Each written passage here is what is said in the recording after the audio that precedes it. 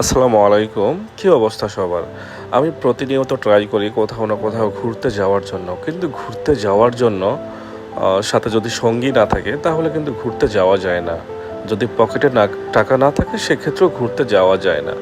তো আমি সীতাকুণ্ডে যাওয়ার পর বুঝতে পারলাম এখানে যে পরিমাণ টুরিস্ট প্লেস আছে, এগুলো যদি আমি একটা একটা করে একদিনের জন্য ঘুরতে যাই সেক্ষেত্রে আমার 10 থেকে 15 দিন এখানে থাকতে হচ্ছে।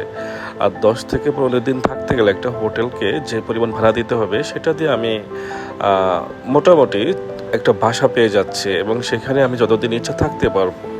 তো যেই ভাবা সেই কাজ, আমি হোটেল না নিয়ে 1 মাসের জন্য একটা বাসা ভাড়া নিয়ে নিলাম এবং সেখানে উঠেও গেলাম। এরপর থেকে আমি প্রতিদিন কোথাও না কোথাও ঘুরতে বের হয়েছি। আজকে বের হয়েছি বাঁশবাড়িয়া সি বিচ দেখার জন্য। আপনারা অনেকেই জানেন বাঁশবাড়িয়া থেকে সন্দ্বীপ একটা চালু হচ্ছে, ফেরি চালু হচ্ছে, যার মাধ্যমে সন্দ্বীপ থেকে চট্টগ্রামে মানুষজন খুব সহজে আসতে পারবে। তো আমি পরের ভিডিওতে এগুলা নিয়ে বিস্তারিত কথা বলবো।